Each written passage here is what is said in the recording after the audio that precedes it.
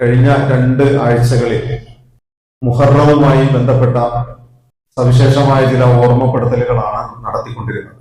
ആദ്യത്തെ ആഴ്ചയിൽ അള്ളാഹുവിന്റെ റസൂൽ തിരുമേനി സല്ലല്ലാഹു അലൈഹി വസല്ലം മക്കയിൽ നിന്ന് മദീനയിലേക്ക് ഹിജ്റ പുറപ്പെടുമ്പോൾ സൗർഗുഹയിൽ തങ്ങിയ 3 ദിവസക്കാലത്തെ അനുഭവ പാഠം മുന്നിൽ വെച്ചുകൊണ്ട് സിദ്ദീഖുൽ അക്ബർ റളിയല്ലാഹു അൻഹുവിനോട് പറഞ്ഞു വെച്ച ഒരു ധൈര്യപ്പെടുത്തൽ, ലാ തഹ്സൻ ഇന്നല്ലാഹ മഅനാ മാ ലന്നക യാ അബൂബക്കർ സാനി ഇസ്നൈൻ അല്ലാഹു സാലിസുഹുമാ. അബൂബക്കർ, അല്ലാഹു മൂന്നാമനായി കൂടെയുള്ള 2 പേരെ കുറിച്ച് നിനക്ക് എന്താണ് പറയാനുള്ളത്? ലാ തഹ്സൻ ഇന്നല്ലാഹ മഅനാ, അല്ലാഹു നമ്മോടൊപ്പം ഉണ്ട്, ഭയപ്പെടേണ്ടതില്ല, ദുഃഖിക്കേണ്ടതില്ല എന്ന സമാശ്വാസത്തിന്റെ വർത്തമാനം യഥാർത്ഥത്തിൽ നമ്മൾ ഓരോരുത്തരും നമ്മുടെ ജീവിതത്തിൽ ഉണ്ടാക്കിയെടുക്കേണ്ട ഒരു തീർച്ചപ്പെടുത്തലാണ് എന്ന് പറഞ്ഞു വെക്കുകയുണ്ടായി. അതോടൊപ്പം ജീവിതത്തിലെ ഏറ്റവും പ്രാധാന്യമുള്ള ഒരുപക്ഷെ മനുഷ്യൻ ഭൗതികമായി പ്രതീക്ഷിച്ചുകൊണ്ടിരിക്കുന്ന സമ്പത്ത്, അതൊക്കെയും അള്ളാഹുവിന്റെ മാർഗത്തിൽ യാത്ര ചെയ്യാൻ തടസ്സമായി വന്നപ്പോൾ കുഫാറെ ഖുറൈശികൾക്ക് മുമ്പിൽ അടിയറ വെച്ചുകൊണ്ട് ഉടുതുണിക്ക് മറുതുണിയില്ലാതെ മരുഭൂമികൾ താണ്ടി മരുഭൂമിയിലേക്ക് പോയ സുഹൈബ് റൂമി റളിയല്ലാഹു അൻഹു. മനുഷ്യരുടെ കൂട്ടത്തിൽ ചില ആളുകൾ ഇങ്ങനെയുണ്ട്, അള്ളാഹുവിന് വേണ്ടി എല്ലാം വിറ്റ് കളഞ്ഞവരാണ് അവർ എന്ന വിശുദ്ധ ഖുർആനിന്റെ സാക്ഷ്യപ്പെടുത്തലും പറഞ്ഞു വെക്കുകയുണ്ടായി. കഴിഞ്ഞ ആഴ്ചയിൽ മഹാനായ മൂസ അലൈഹിസ്സലാത്തു വസ്സലാമിന്റെ ചരിത്രത്തെ അവലോകനം ചെയ്തുകൊണ്ട് അല്ലാഹു സുബ്ഹാനഹു വ തആല പ്രവാചകനായി നിയോഗിച്ച ആദ്യഘട്ടത്തിൽ തന്നെ ഫറവോയുടെ കൊട്ടാരത്തിലേക്ക് കടന്നു ചെല്ലാനും ബനി ഇസ്രായേൽ വംശത്തെ വിമോചിപ്പിക്കുവാനും ചുമതലപ്പെടുത്തിയ പ്രവാചകനായിരുന്നു മൂസ അലൈഹിസ്സലാത്തു വസ്സലാം. ആ വിമോചനത്തിന്റെ വഴികളെ മുഴുവനും പറഞ്ഞു വെച്ചതിന് ശേഷം അല്ലാഹു സുബ്ഹാനഹു വ തആല മൂസ അലൈഹിസ്സലാത്തു വസ്സലാമിന് നൽകിയ വടിയും വെളിച്ചവും യഥാർത്ഥത്തിൽ ഈ കാലഘട്ടത്തിലെ ഉമ്മത്ത് മുസ്ലിമയുടെ നേതൃനിരക്ക് കൈമോശം വന്നു പോയിട്ടുണ്ട് എന്ന വേദനയും പങ്കുവെക്കുകയുണ്ടായി. മുസ്ലിം സമൂഹം തിരിച്ചുപിടിക്കേണ്ട ഒരു ഈമാനികമായ ആവേശം, എവിടെയോ നഷ്ടപ്പെട്ടു പോയ അള്ളാഹുവിൽ വരവേൽപ്പിക്കാനും അള്ളാഹുവിൽ വിശ്വാസമർപ്പിച്ചുകൊണ്ട് മുന്നോട്ട് പോകാനും അള്ളാഹുവിന് വേണ്ടി നിലയുറപ്പിക്കാനും കഴിയുന്ന തന്റെ ഇടം ചോർന്നു പോയതിനെ കുറിച്ചാണ് സൂചിപ്പിച്ചു വെച്ചത്. ഞാനും നിങ്ങളുമൊക്കെ വളരെ ചെറിയ കുട്ടികളായിരുന്ന കാലഘട്ടത്തിൽ കളിച്ച ചില കളികളെ കുറിച്ചൊരു നൊസ്റ്റാൾജിക് ഓർമ്മകൾ നമ്മുടെ മനസ്സിലുണ്ടാവും. ബാല്യകാലത്ത് കണ്ണുമുത്തി കളിച്ചവരും മണ്ണപ്പുറത്ത് കളിച്ചവരും വ്യത്യസ്തമായ കളികളിൽ ഏർപ്പെട്ടവരാണ്. വഴിയോരത്ത് വീണ് കിട്ടുന്ന ഒരു അടക്കാമരത്തിന്റെ മടല് കിട്ടിയാൽ നമുക്കതൊരു വാഹനമായിരുന്നു. അങ്ങനെ വളരെ ചെറിയ ചെറിയ കളികളിൽ ഏർപ്പെട്ടിരുന്ന ഒരു കാലത്ത് പിന്നിട്ട് കളിക്കുക എന്ന ഒരു കളി നമ്മളൊക്കെ കളിച്ചിട്ടുണ്ടാവും. ചെറിയ സേഫ്റ്റി പിന്ന്, എല്ലാവരും തിരിഞ്ഞു നിൽക്കുക, എല്ലാവരും ഒരു വശത്തേക്ക് തിരിഞ്ഞു നിൽക്കുമ്പോൾ ഒരാൾ അത് എവിടെയോ ഒളിപ്പിച്ചു വെക്കും. അവസാനം ഈ ഒളിപ്പിച്ചു വെച്ച പിന്ന് എവിടെയാണ് എന്ന് കണ്ടെത്തുന്നവനാണ് വിജയിക്കുന്നത്. ആ പിന്ന് പരതിയിട്ടുള്ള ഒരു നടത്തമുണ്ട്. അങ്ങനെ ചില സന്ദർഭങ്ങളിൽ ഈ പിന്ന് ഒളിപ്പിച്ചു വെക്കാൻ ചുമതലപ്പെട്ട വ്യക്തി, ആ കുട്ടി അങ്ങോട്ട് തിരിഞ്ഞു നിൽക്കുന്ന ഏതെങ്കിലും ഒരു കുട്ടിയുടെ വസ്ത്രത്തിന്റെ പിന്നിൽ കൊണ്ടുവന്ന് കുത്തിവെക്കും. ആ ഘട്ടത്തിൽ ആ കുട്ടി ഉൾപ്പെടെയുള്ള എല്ലാവരും ഈ പിന്നിങ്ങനെ തെരഞ്ഞ് നടക്കുകയാണ്. ആ പിന്ന് എവിടെയാണ് ഒളിപ്പിച്ചു വെച്ചത് എന്ന് ചോദിച്ചാൽ കൂട്ടത്തിലെ ഒരു കുട്ടിയുടെ വസ്ത്രത്തിന്റെ പിന്നിലാണ്. ആ കുട്ടിയിൽ ഈ പിന്നിങ്ങനെ തെരഞ്ഞു നടന്ന് ഏറ്റവും ഒടുവിൽ ഈ പിന്ന് അവന്റെ പിന്നിൽ ഒളിപ്പിച്ചു വെച്ചിരിക്കുന്നു എന്നുള്ളത് മറ്റാരെങ്കിലും കണ്ടെത്തുന്ന ഒരു നിമിഷമുണ്ടാകും. ഞാൻ ആലോചിച്ചു വെച്ചത്, അല്ലെങ്കിൽ ഞാൻ പറഞ്ഞു വെച്ചത്, അത്തരത്തിൽ മൂസ അലൈഹിസ്സലാത്തു വസ്സലാമിന്റെ വടിയും വെളിച്ചവും ഒക്കെ നമ്മളിൽ നിന്ന് ആരോ ഒളിപ്പിച്ചു വെച്ചിട്ടുണ്ട്. നമ്മുടെ ചില സാഹചര്യങ്ങൾ, നമ്മുടെ ചില ജീവിത കാഴ്ചപ്പാടുകൾ, നമ്മുടെ ജീവിതത്തിന്റെ ചില തിരക്കുകൾ ഒരു വേള നമ്മളിൽ നിന്ന് ഒളിപ്പിച്ചു വെച്ച ഇത്തരം ദൃഢമായ ചില ബോധ്യങ്ങൾ മറഞ്ഞിരിക്കുന്നുണ്ട്. അള്ളാഹുവിലുള്ള വിശ്വാസവും അള്ളാഹുവിന്റെ സഹായത്തിലുള്ള പ്രതീക്ഷയും അള്ളാഹുവിൽ വരവേൽപ്പിക്കുന്നവർക്കാണ് വിജയിക്കാൻ കഴിയുക എന്ന തവക്കുലിന്റെ ബോധവും ഒക്കെ ഏതോ ചില സാഹചര്യങ്ങളിൽപ്പെട്ട് മറഞ്ഞിരിക്കുന്നു, ചാരം മൂടിയ തീക്കനൽ പോലെ. ആ ബോധങ്ങളെ നാം തിരിച്ചു പിടിക്കുക എന്നതായിരുന്നു കഴിഞ്ഞ ഖുതുബയുടെ ഒക്കെ സാരാംശം എന്ന് പറയുന്നത്. പ്രിയമുള്ളവരെ, എന്തിനാണ് കഴിഞ്ഞ 2 ഖുതുബകളെ ഇങ്ങനെ ഞാൻ ചേർത്ത് വെച്ചത് എന്ന് ചോദിച്ചാൽ, വളരെ ഗൗരവപൂർവ്വം ഉമ്മത്ത് മുസ്ലിമ പഠിച്ചിരിക്കേണ്ട ഒരു സാമൂഹ്യ പാഠമാണ്. ഹിജ്റ എന്ന് പറയുന്നത് ഒരു നാട്ടിൽ നിന്ന് മറ്റൊരു നാട്ടിലേക്കുള്ള പലായനമാണ്. ഒരു നാട്ടിൽ അള്ളാഹുവിന്റെ ദീൻ നിലനിർത്താൻ സ്ഥാപിക്കാൻ കഴിയാതെ വരുമ്പോൾ അള്ളാഹുവിന്റെ ഭൂമിയിൽ അള്ളാഹുവിന്റെ ദീനുമായി എഴുന്നേറ്റ് നിൽക്കാൻ കഴിയുന്ന ഒരു ഭൂമികയും സൃഷ്ടിച്ചെടുക്കുകയാണ് ഹിജ്റയുടെ ലക്ഷ്യം. പക്ഷെ ഹിജ്റ എന്ന് പറയുന്നത് ഒരു സത്യവിശ്വാസിയെ സംബന്ധിച്ചിടത്തോളം ഏതെങ്കിലുമൊക്കെ പ്രതിസന്ധികൾ രൂപപ്പെടുമ്പോൾ ഒറ്റയടിക്ക് സംഭവിക്കാനുള്ളതല്ല. അപ്പോൾ ഏറ്റവും ഒടുവിൽ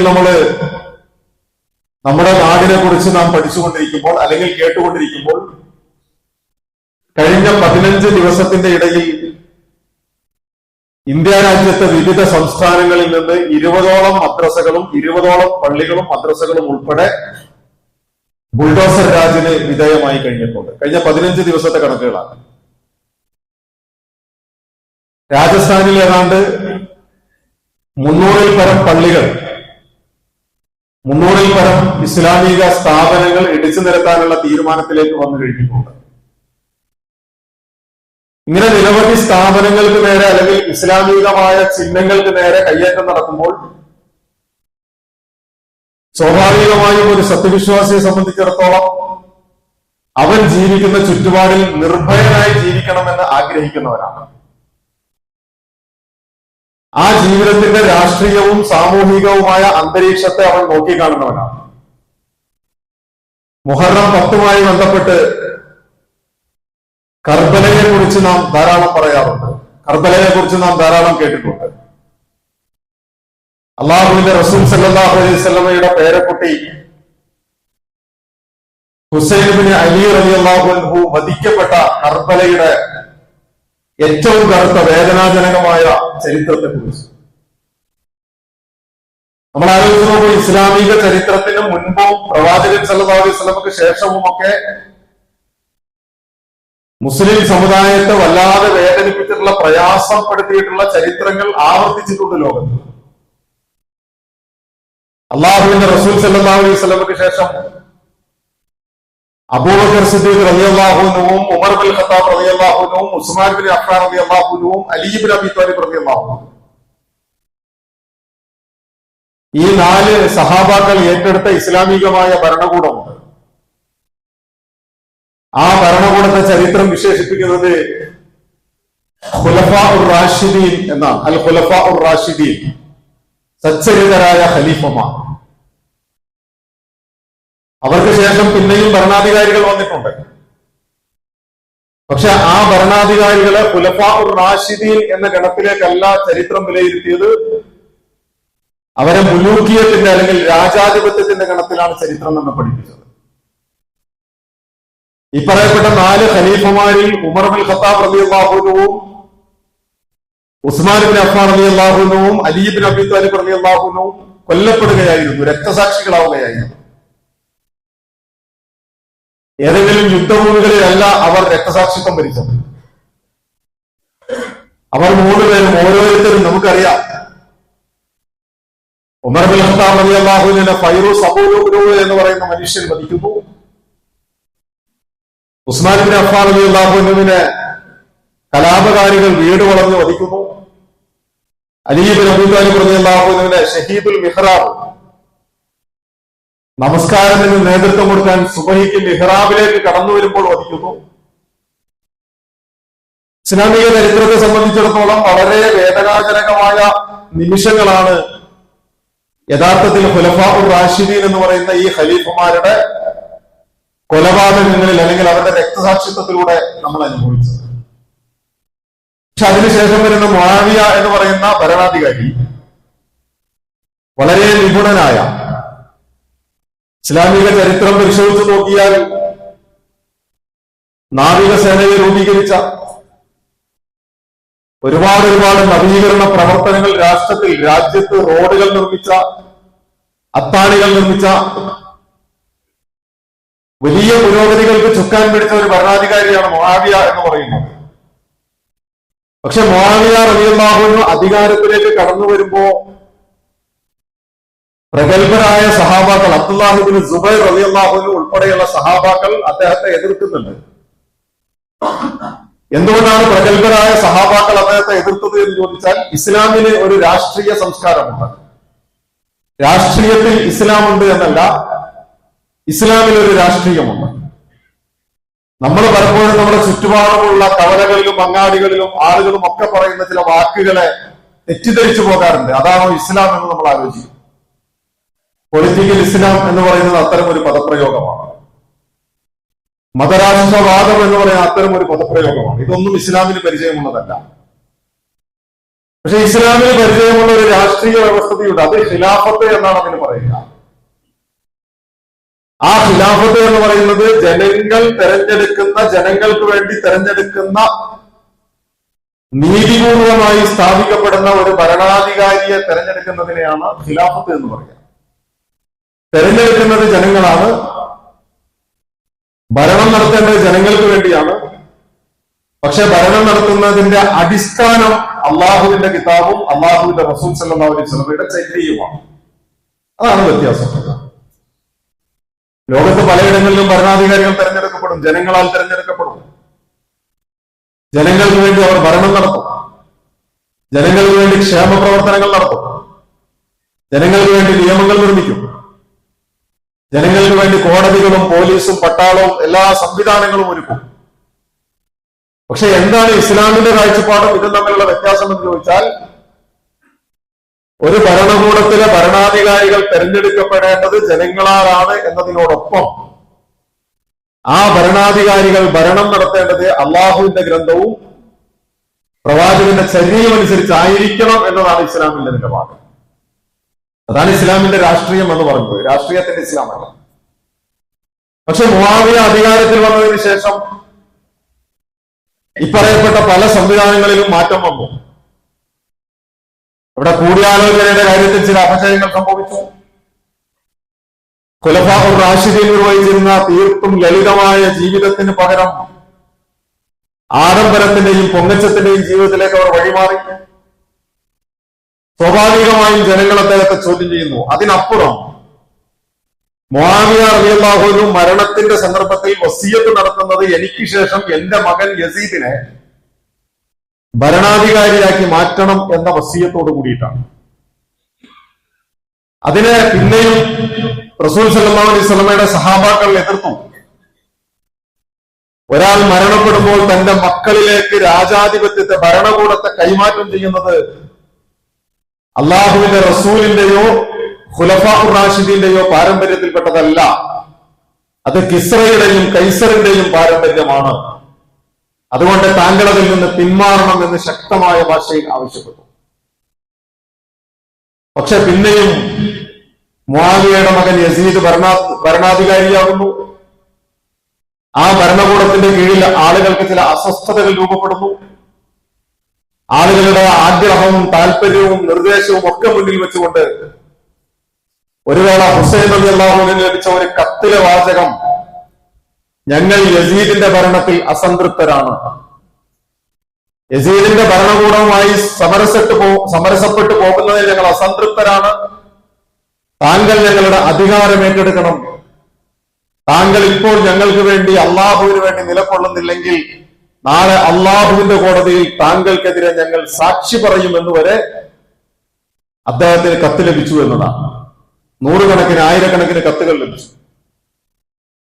അവസാനം ഹുസൈൻ റളിയല്ലാഹു അൻഹു തീരുമാനിച്ചു, യസീദിനെ പോയി കാണാം, സംസാരിക്കാം, രമ്യമായി പ്രശ്നങ്ങളിൽ പരിഹാരം കണ്ടെത്താം. ആ പരിഹാര മാർഗങ്ങൾ കണ്ടെത്താനുള്ള ഒരു യാത്രയിലാണ് ടൈഗ്രീസിന്റെ തീരത്ത് കർബലയിൽ ഹുസൈൻ ഇബ്നു അലി റളിയല്ലാഹു അൻഹു ക്രൂരമായി കൊല്ലപ്പെടുന്നത്, അദ്ദേഹത്തിന്റെ തലയറുത്ത് കുന്തത്തിൽ ഉയർത്തി താണ്ഡവ നൃത്തം ചവിട്ടുന്നത്, ആ തലയെടുത്ത് താലത്തിൽ വെച്ച് രാജ്യം മുഴുവൻ പ്രദർശിപ്പിച്ചുകൊണ്ട് ഭരണകൂടത്തെ എതിർത്താൽ ഇതാണ് നിങ്ങളുടെ ഗതി എന്ന് ബോധ്യപ്പെടുത്താൻ, ആളുകളെ ഭീഷണിപ്പെടുത്താൻ ഉപയോഗപ്പെടുത്തിയത്. എന്ന് മാത്രമല്ല, ആ ചരിത്രം നമ്മൾ പഠിക്കുമ്പോൾ ഒരു ഘട്ടത്തിൽ ഹുസൈൻ റളിയല്ലാഹു അൻഹുവിന്റെ അറുത്തെടുത്ത തലയിൽ, അദ്ദേഹത്തിന്റെ ചുണ്ടിൽ കമ്പ് കൊണ്ട് കുത്തിയ ഒരു പട്ടാളക്കാരനെ നമ്മൾ ചരിത്രത്തിൽ കാണും. ആ കമ്പ് കൊണ്ട് കുത്തുമ്പോൾ അടുത്തു നിൽക്കുന്ന മനുഷ്യൻ ചോദിക്കുന്ന ഒരു ചോദ്യമുണ്ട്, എന്തിനാണ് ആ ചുണ്ടുകളിൽ താങ്കൾ കുത്തിയത്? അള്ളാഹുവിന്റെ റസൂൽ ചുംബിച്ച ചുണ്ടുകളാണല്ലോ അത്. അള്ളാഹുവിന്റെ റസൂൽ ചുംബിച്ച ചുണ്ട് ഞാൻ പറഞ്ഞിട്ടുണ്ടോ മുൻപ്? അപ്പോൾ ഈ മനുഷ്യൻ കൊടുത്ത മറുപടി അള്ളാഹുവിന്റെ റസൂൽ ചുംബിച്ച ചുണ്ടുകളാണ് എന്നത് ശരി, പക്ഷേ ആ ചുണ്ടുകളാണ് ഞങ്ങളുടെ ഉറക്കം കെടുത്തിയത് എന്നാണ്. ഭരണകൂടത്തിന്റെ ഉറക്കം കെടുത്തി എന്നതാണ് ഹുസൈൻ റളിയല്ലാഹു അൻഹു കൊല്ലപ്പെടുന്നതിന്റെ ന്യായം എന്നാണ് ആ പറഞ്ഞു വെച്ചതിന് ചുരുക്കം. ഞാൻ സൂചിപ്പിച്ചത് ഇസ്ലാമിനെ സംബന്ധിച്ചിടത്തോളം ഒരു രാഷ്ട്രീയ സങ്കല്പമാണ്. അത് ഖിലാഫത്തിന്റെ അടിത്തറയാണ്. അള്ളാഹുവിന്റെ ഗ്രന്ഥവും പ്രവാചക ചര്യയും മുന്നിൽ വെച്ചുകൊണ്ട് മനുഷ്യന്റെ ക്ഷേമം മാത്രം മുന്നിൽ കരുതി കൂടിയാലോചനയിലൂടെ കാര്യങ്ങൾ നടപ്പിലാക്കുന്ന അടുക്കും ചിട്ടയുമുള്ള ഏക നേതൃത്വത്തിന്റെ കീഴിൽ വരാവുന്ന ഒരു സംവിധാനത്തെയാണ് ഇസ്ലാം അംഗീകരിക്കുന്നത്, അൽ ജമാഅത്ത് എന്ന് പറയുന്നത്. പ്രിയമുള്ളവരെ, ഞാൻ പറഞ്ഞത് ഇതൊക്കെയും അവതാളത്തിലായി പോയ ഒരു കാലഘട്ടത്തിലൂടെയാണ് നമ്മൾ കടന്നുപോയിക്കൊണ്ടിരിക്കുന്നത്. ഇതൊക്കെയും അവതാളത്തിലായി പോയ ഒരു കാലഘട്ടത്തിലാണ് നേരത്തെ ഞാൻ ഉദാഹരണം സൂചിപ്പിച്ചതുപോലെ ഒളിപ്പിച്ചു വെച്ച് കളിച്ച കുട്ടിയുടെ പിന്നിൽ ആ പിന്നൊളിപ്പിച്ചപ്പോൾ അവൻ അത് പരതി നടന്നതുപോലെ എവിടെയെന്ന് ഇസ്ലാമിക സമൂഹം പോലും അന്വേഷിച്ചുകൊണ്ടിരിക്കുന്നു.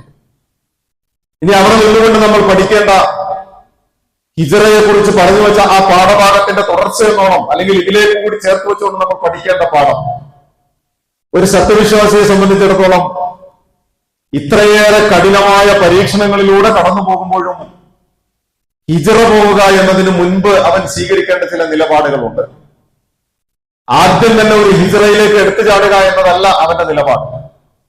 നേരെ മറിച്ച് വിശുദ്ധ ഖുർആൻ സൂറത്തുൽ അഅറാഫിൽ ശുഐബ് അലൈഹിസ്സലാത്തു വസ്സലാമിന്റെ ചരിത്രം വിശദീകരിച്ചുകൊണ്ട് പറയുന്നുണ്ട്, ഖാലൽ മലഉല്ലദീന ഇസ്തക്ബറു മിൻ ഖൗമിഹി, അദ്ദേഹത്തിന്റെ സമൂഹത്തിലെ പ്രമാണിമാർ, അധികാരം കയ്യിലുള്ള, സാമ്പത്തിക ശേഷി കയ്യിലുള്ള,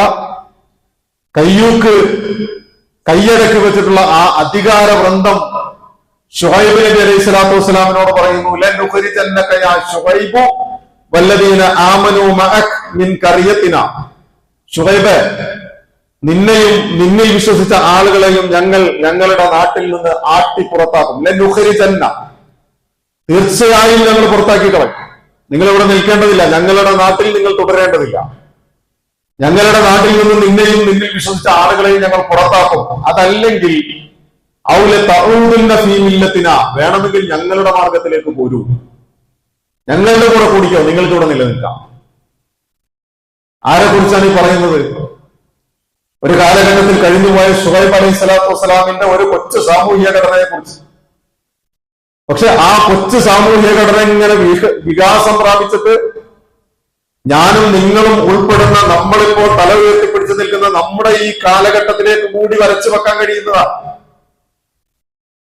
നിങ്ങളെ ഞങ്ങൾ ഞങ്ങളുടെ നാടുകളിൽ നിന്ന് പുറത്താക്കും, കാരണം ഞങ്ങളുടെ കയ്യിലാണ് അധികാരമുള്ളത്,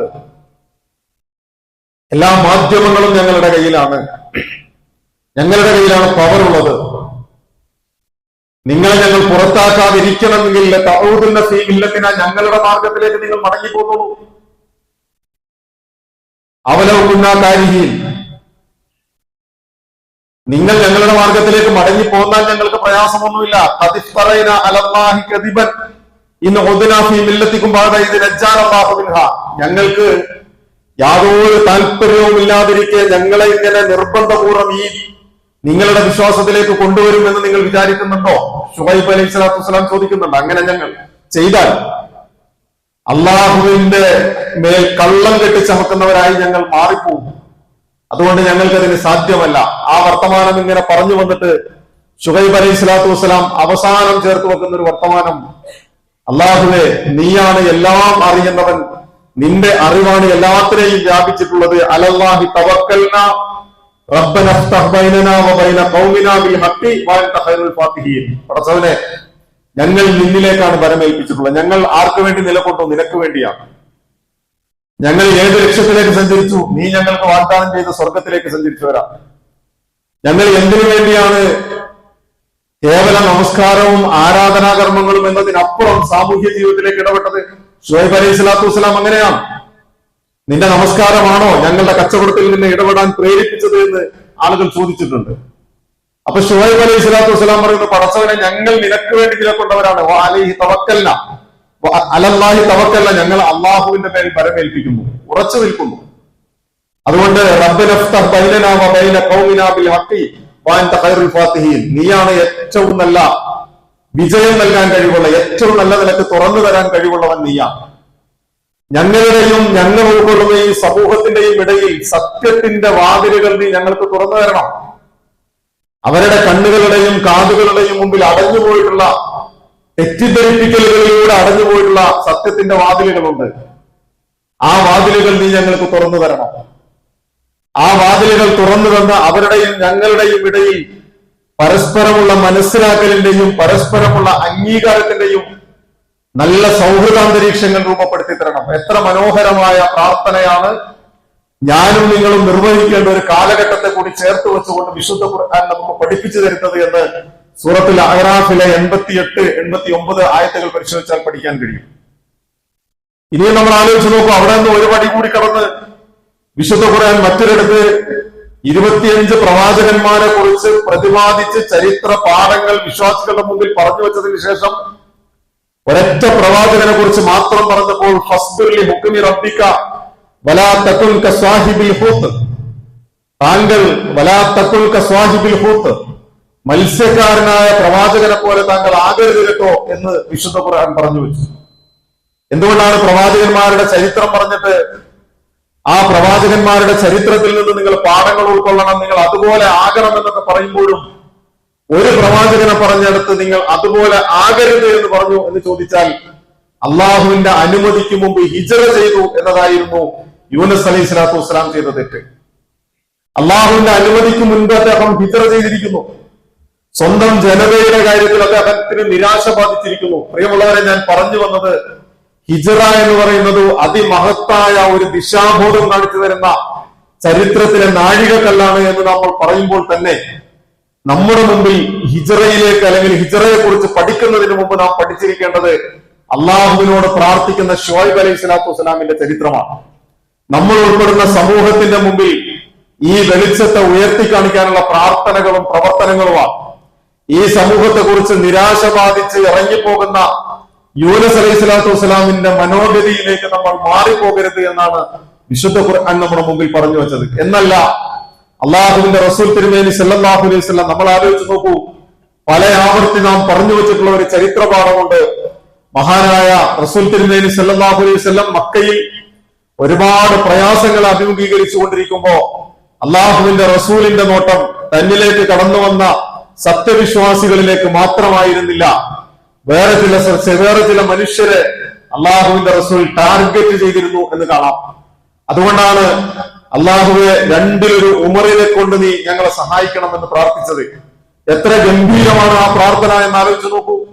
ഉമർ എന്ന് പറയുന്നത് രണ്ട് ഉമർമാർ, ഉമർ ബിൻ ഖത്താബ് ആയിക്കൊള്ളട്ടെ, അബൂജഹൽ എന്ന പേരിൽ അറിയപ്പെട്ട ഉമർ ബിൻ ഹിഷാം ആയിക്കൊള്ളട്ടെ, രണ്ടുപേരും ജാഹിലിയ കാലഘട്ടത്തിൽ സമൂഹത്തിൽ വലിയ കില്ലാടികളായി ജീവിച്ചിരുന്ന ആളുകളാണ്, വലിയ കില്ലാടികളാണ്. പക്ഷെ അവരെ നോക്കിയിട്ടാണ് അള്ളാഹുവിന്റെ റസൂൽ സല്ലല്ലാഹു അലൈഹി വസല്ലം പടച്ചവനെ ആരായാലും കുഴപ്പമില്ല, രണ്ടിലൊരു ഉമറിനെ തന്നിട്ട് ഞങ്ങളെ നീ സഹായിക്കണം. രണ്ട് ഉമറായാലും ഖുറൈശികൾക്ക് ഒരുപോലെയാണ്. പക്ഷെ രണ്ടിലൊരു ഉമർ ഞങ്ങളിലേക്ക് വന്നാൽ ഞങ്ങളുടെ കൂടെയുള്ള വിശ്വാസി സമൂഹത്തിന് ധൈര്യപൂർവ്വം എഴുന്നേറ്റ് നിൽക്കാൻ അള്ളാഹുവിന്റെ റസൂലിന്റെ ചില നോട്ടവും വർത്തമാനവും പറച്ചിലുകളും ചരിത്രത്തിൽ അങ്ങനെ നമ്മൾ പഠിക്കണം. എങ്ങനെ പഠിക്കണമെന്ന് ചോദിച്ചാൽ ഏറ്റവും ധീരന്മാരായ ആളുകളെ കൈവെള്ളയിലേക്ക് എടുത്ത് ഉന്നാരിക്കാൻ കാണിക്കുന്ന വാത്സല്യത്തിന്റെ ഒരു റസൂലിനെ നമ്മൾ പഠിക്കും. എങ്ങനെ? ഖാലിദ് ബിൻ വലീദ് എന്ന് പറയുന്ന അദ്ദേഹത്തിന്റെ അനുജൻ ഇസ്ലാമിലേക്ക് കടന്നു വന്നപ്പോ ചോദിച്ച ഒരു ചോദ്യമുണ്ടല്ലോ, വലീദ്, നിന്റെ സഹോദരൻ എവിടെ? ഖാലിദ് ഇബ്നു വലീദ് അവിടെ നല്ല ബുദ്ധിയുള്ള, കഴിവുള്ള, തന്റെ ഇടമുള്ള, ധൈര്യമുള്ളവനാണല്ലോ, എന്തേ അവൻ ഇസ്ലാമിലേക്ക് വരുന്നില്ല? അവനെന്നെ മനസ്സിലാകുന്നില്ലേ? ആ ചോദ്യം സഹോദരനെ കുറിച്ച് ചോദിച്ചപ്പോ അനുജന്റെ മനസ്സിൽ തന്റെ ജ്യേഷ്ഠനോട് തോന്നിയ വൈകാരികമായ അടുപ്പം കൊണ്ട് അനുജൻ ചെന്നിട്ട് ജ്യേഷ്ഠനോട് പറയുന്നു, അള്ളാഹുവിന്റെ റസൂൽ നിന്നെ ചോദിച്ചു. അപ്പോഴാണ് അള്ളാഹുവിന്റെ റസൂലിന്റെ സദസ്സിലേക്ക് മദീനയിലേക്ക് വരുന്നത്. ആരോടൊപ്പം? അംർ ബിൻ ആസിനോടൊപ്പം. രണ്ടുപേരും തന്റേടികളാണ് മക്കയിൽ, ചില്ലറക്കാരല്ല രണ്ടുപേരും. പക്ഷെ രണ്ടുപേരും ചേർന്ന് അള്ളാഹുവിന്റെ റസൂലിന്റെ സദസ്സിലേക്ക് വന്നിട്ട് ഇസ്ലാം സ്വീകരിക്കാൻ വേണ്ടി കടന്നു വന്ന് അസ്സലാമു അലൈക യാ റസൂലല്ലാഹ് എന്ന് സലാം പറയുമ്പോ റസൂൽ തിരുമേനി സല്ലല്ലാഹു അലൈഹി വസല്ലം ഇതുപോലെ ഒരു വലിയ സദസ്സിന്റെ മുമ്പില് അള്ളാഹുവിന്റെ റസൂൽ രണ്ടുപേരെയും പിടിച്ചിങ്ങനെ നിർത്തിയിട്ട് പറയുന്നു, മക്ക ഇതാ അതിന്റെ കരളിന്റെ കഷ്ണങ്ങളെ നമുക്ക് ഏൽപ്പിച്ചു തന്നിരിക്കുന്നു.